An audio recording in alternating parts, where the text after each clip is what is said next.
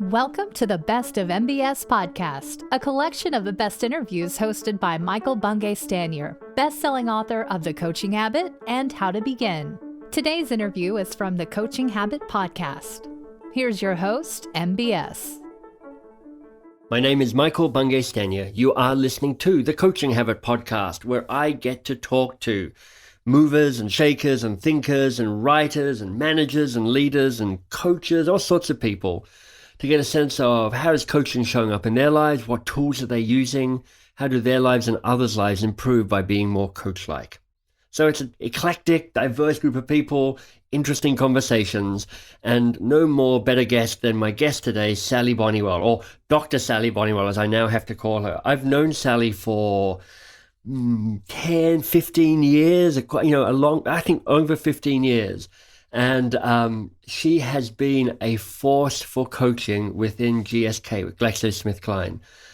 When I first met her, she was in kind of HR and OD, but really, in the time I've known her, she came in, she built and led the Coaching Center of Excellence at GSK. So there's now a team of internal executive coaches plus over 700 other job plus coaches, so line managers who are responsible for coaching others. And in fact, 2016, they were awarded the ICF Global Prism Award for Excellence in Coaching, which is basically the gold medal in terms of the coaching world. So super impressive. She has a doctoral thesis, that's why I'm calling her Dr. Sally Bonneywell now, on how simultaneous individual and group coaching has a significant and highly positive impact on accelerating the development of female leaders in a complex global organization. So interesting stuff indeed. And we get to talk to Sally just as she's left her career at GSK and is setting out on her own. So an interesting time for her. Hey, Sally, welcome. Oh, thank you. Thank you for the glowing introduction. It's a pleasure. I'm super excited to be talking to you because I know this is going to be a great conversation for everybody listening in. Oh, thank you. The first question I ask, and it's a perfect one for you, is, what's the impact you're looking to have in your work these days? As you know, at Box of Crayons, we've talked about doing great work that has more impact, work that has more meaning. You've just left a career at GSK, so what are you up to? What's your great work these days? Thank you. It's a little early to say exactly what my great work is after 2 weeks of leaving GSK, but the work that I have been doing and that I want to do with other organizations is really seeing how coaching can be used as a strategic lever to achieve business goals. I'm not into coaching, just doing coaching for the sake of doing coaching because it's a nice, good thing to do. I'm into coaching for the difference it can make to the business and the people, and then the difference it makes for people in the business, because that's what's so powerful. That's what's so meaningful, is to see the values of coaching as a way of being, really making a difference in organizations, not just the activity of coaching. It's right. That's the great work. So, coaching can sometimes in organizations be kind of put into it's a nice thing for HR and they probably keep some engagement stuff happening, which is lovely. Well, meanwhile, we'll do the real business over here. How did you help make that connection between coaching being a driver of business success within GSK? Yeah, it's finding what needs to happen in the business. What is it that the business is concerned about? And whether that's, amount of sales, whether it's time to market, whether it's the success of a new product launch, whether it's the how to avoid so much attrition in R&D, whatever it is, it's finding out what that is and seeing how coaching can support that. So coaching, whether it's working with teams or working with groups or individuals. So, for example, there's in GSK, like many organizations, there's a real belief and a desire that having more women at all levels of leadership will be a really good thing, right? Because we know all the research says organizations are much more effective, teams make better decisions, they're more profitable the more diverse the leadership teams are. So we put together a rather lovely program called Accelerating Difference, which uses a combination of individual and group coaching so that to support women as they progress. But it was dialogues and it was sponsorship as well. So it wasn't just coaching, but it really addressed an issue that people have been wrestling with, this issue of how do we get more women on leadership teams.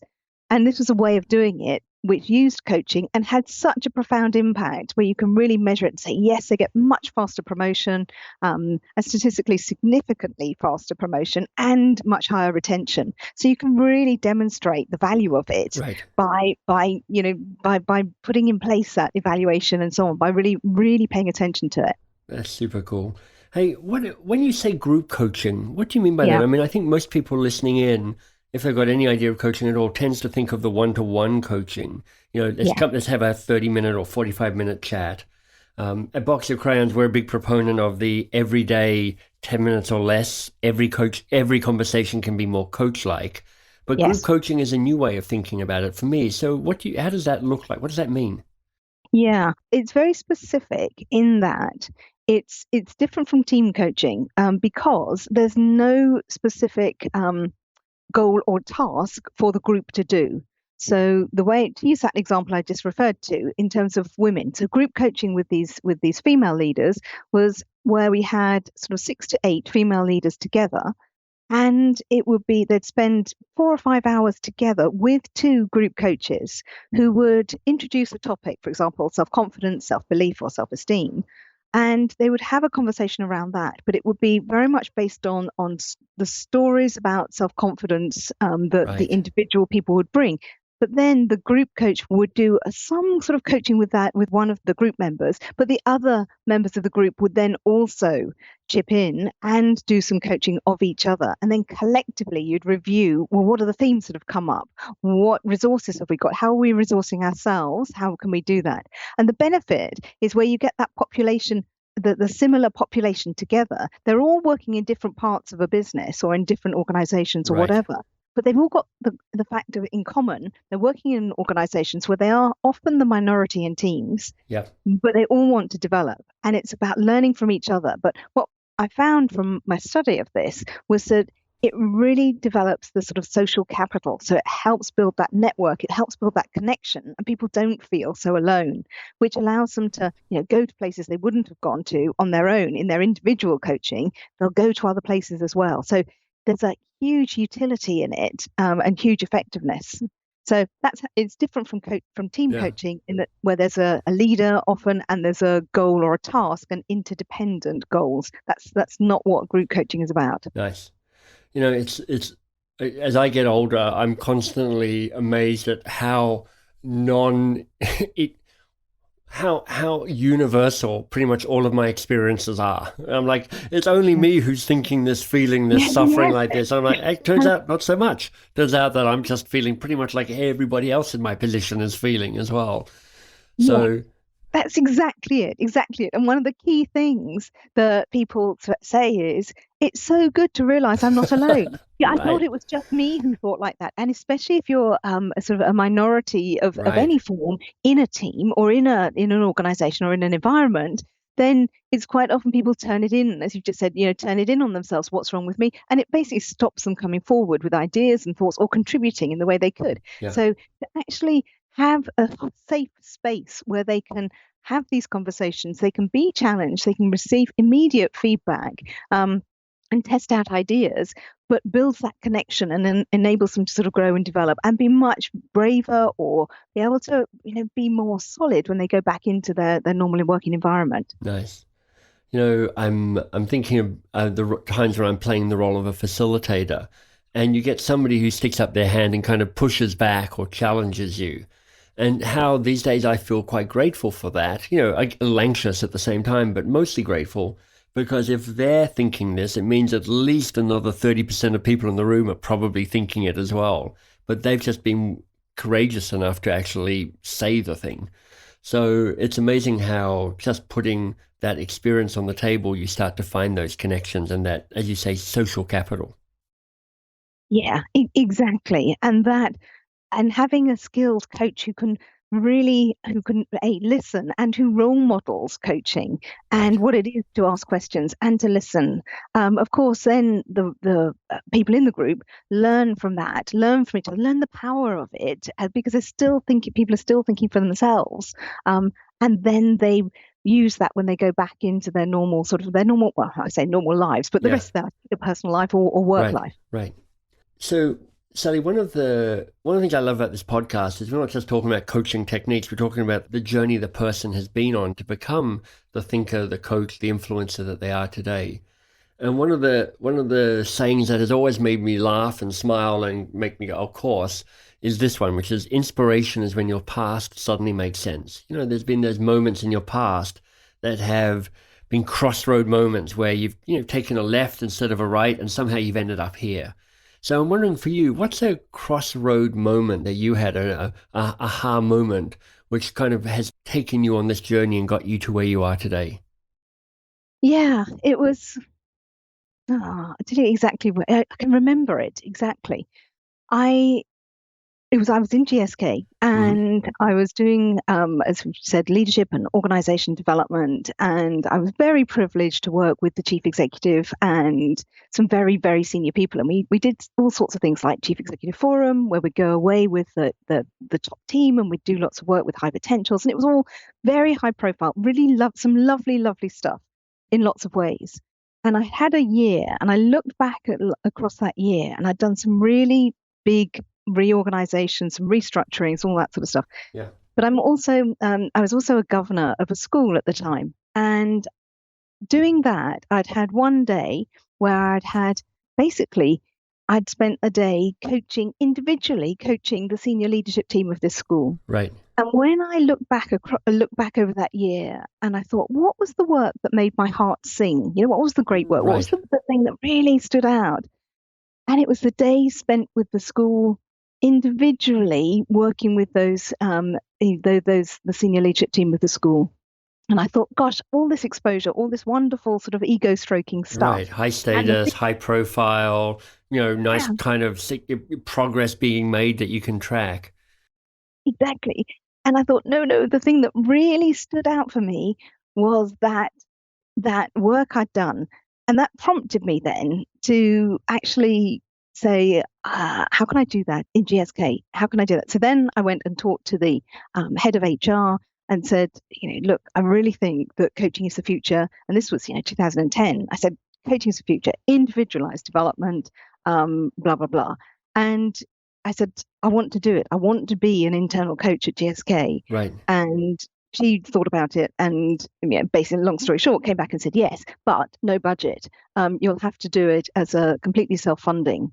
And Right. so I then took the risk of basically saying, okay, I won't, I still got the salary, but I had to demonstrate and sell my services to the business so that it would cover my salary and my employment costs. So it was a big risk, but for me, it didn't feel like a big risk because I knew it was the right thing I needed to do. I needed to do that, and I trusted, and it worked out. Yeah, I love that. And I love that last comment around, if you view this externally, it can feel quite a risky thing to do. And Yeah, there's something about when you click into that great work, you're like, this is just worth going for. And I yeah. have real faith that I can make this work. I don't know exactly how yet, but I really think I can pull this off. And let me get nosy, Sally. Because I know there'll be people listening who are going, God, that's kind of my situation. How did you sell yourself? How did you prove yourself? What were there any kind of tactics or kind of particularly, in retrospect, smart things you did that made that work? Yes, there were some which happened by accident, and some which I thought through beforehand. And I think it was adopting an approach which said this is multiple levels. So in terms of it was almost creating the market for coaching within the organization. So developing a sort of program which said what is coaching all about? So a one-day Right. program to answer the questions of what is coaching, what isn't coaching, and how do you take a coaching approach in everyday work. So very similar to the work that you've done, Right. and based a lot on the great work that you've done and your Oh, views. thank you. So you were a huge influence in that, and also then setting up the mechanism how people could actually then learn and develop their own coaching skills and Nice. become these job plus coaches in a boundaried way. But how do we do that? Yeah. But in terms of so I wasn't asked to do that. I just grabbed it Right. and thought, this is what I took the remit of Claire Thomas, head of HR, said, I want you can do this coaching, but I want it to be building internal capability of coaching, not just using lots of external coaches. Right. So I interpreted that how I wanted to and developed I love that. They Yeah. develop these internal job plus coaches, and then develop myself by coaching some very, very influential people, very senior, the sort of referent leaders, not necessarily the highest level or highest, sort Yeah. of grade, but the people who people listen to and look to as good leaders, or who leaders, with opinions and influence. And I made sure either I coached them or someone else coached them who was a brilliant coach. Right. So then coaching started to get talked about as the difference it made, and people could experience it and people could see it. And then I made sure that we had brilliant external executive coaches. So we did do a sort of sweep through the organization, and we cleared out some and we brought in some others, but against some very clear criteria as to, Right. what it is that makes an excellent coach. And we just made it really easy to buy coaching. We created a very clear process, and we delivered on the value of it, and put together the evaluation. The evaluation strategy came later, which should have come at the same time, but it didn't. It came later. Right. Then you suddenly think, oh, I ought to be measuring this, and so we did. But it's right. but so lots of different things, but really trusting and bringing into that old sort of maximum, it's better to ask for forgiveness than to ask for permission. I was just about to say exactly that whole, easier to apologize than to explain. It's the same thing, which is like, okay, some savvy marketing, some savvy using of influencers, and just a kind of entrepreneurial hustle to go, let's get something started. Because once we've got something started, we have a prototype, and if it worked, that's great. If it didn't work, that's great. That tells us what we need to do next. Yeah, exactly that. And experimenting and going where the energy is. Yeah. Because, not wasting a lot of time trying to persuade people or sell people on things, but where you've got people who show an interest, go with them and just do it. And then it sort of word of mouth travels, hugely fast. And then, so it was only later that we sort of then built up the sort of, and doing some things, getting involved in the industry things and external things, so you can continue to build that reputation for the organization. So to keep focused on you and the journey you've taken, one of the questions I'm always curious about, because as I look at my own journey, and I notice that in my endeavor to become a more effective leader and human and coach, I keep having to do my own work, and I keep having to effectively keep learning some lessons time and time again.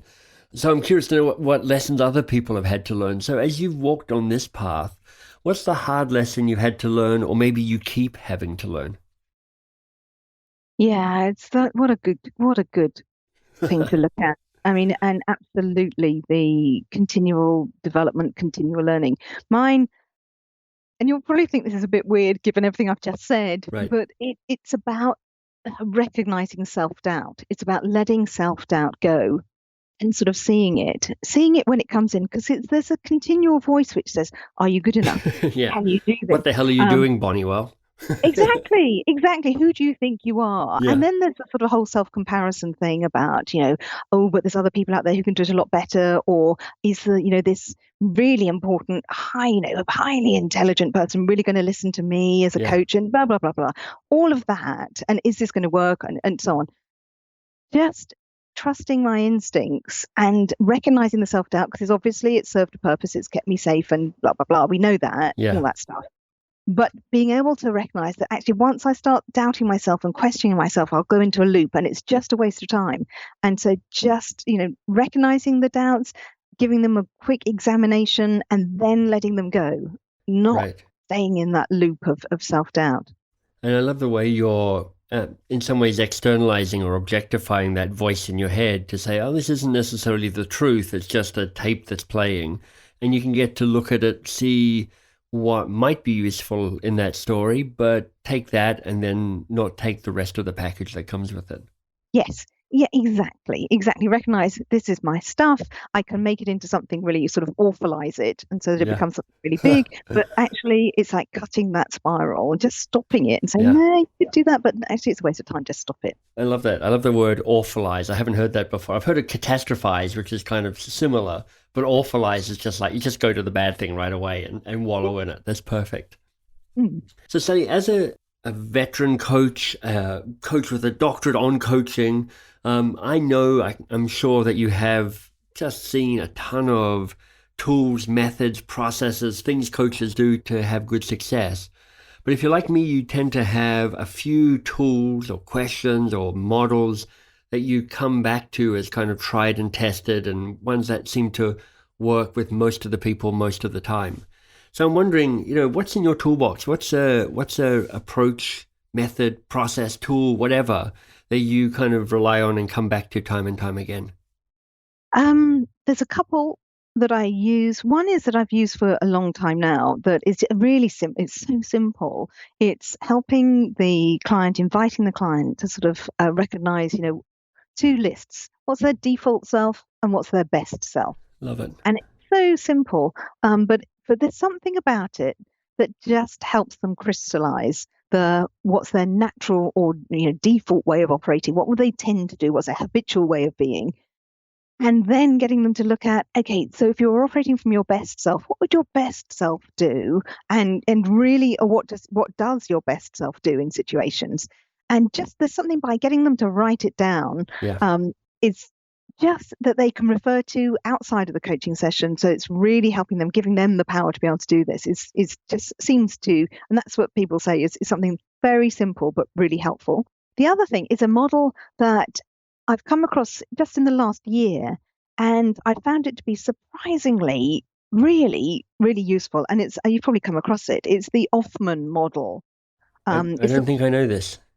Yeah, it's by I hadn't heard of it. But it's by a guy called Offman, surprisingly. Fair enough. Yeah. And he's a Dutch guy. And it's about it builds on that, the whole thing about, an overdone strength becomes a limitation. Yes. And it takes this to a different level because it's a quadrinity model. So 4 aspects to it. So you identify your qualities, and then you look at, and what happens when they're overdone, and, which he calls, then they become a pitfall. Right. And then it's about looking at so what's the negative opposite of the pitfall? So it becomes your challenge, your development challenge. So what do you need to develop more of? But what the really neat thing is, and which allows you to enter it in many different places, is that if you look at that sort of the development challenge or thing you need to build up, if that is overdone, then it creates an allergy. And the way you can obviously spot allergies is when you have an allergic reaction to somebody else. And if you look at that person, quite often there's something in there that really actually you need to get a bit more of yourself. Right. And this Hoffman model, and there's a very lovely YouTube clip. If you go into YouTube, it's the 5-minute animated explanation of this model. But there's something about it that really suddenly makes a lot of things very clear for people in terms of if they're having problems, particularly if they're having problems with their boss or having problems with someone else that's really sort of irritating them. It just helps them to recognize what they can do about it, not changing the other person, but what they can do and what they can learn from it. So it's a really neat little model. So I think I follow that, but I'd love you to bring it to life for me. So let's say that one of my strengths is creativity. So yep. I see how being creative is one of the things I'm good at, but when it becomes an overused strength, it just becomes annoying because I'm too scattered, I'm not focused enough, I can't make a decision, I irritate all the people who are action oriented. I start 1,000 things and I don't finish any of them. I'm not saying any of this is true about me right now, but just hypothetically, let's say that is true about me. Yeah. So that takes me to the extreme. What's the next step? Okay, well, let's just think about it then in terms of if you think about somebody who really you have an allergic reaction to, someone who either irritates you or you think, I really couldn't work with that person. Yeah. What would they be like? What are some qualities that they would exhibit? They would be bureaucratic. They would be process focused without seeing the big picture.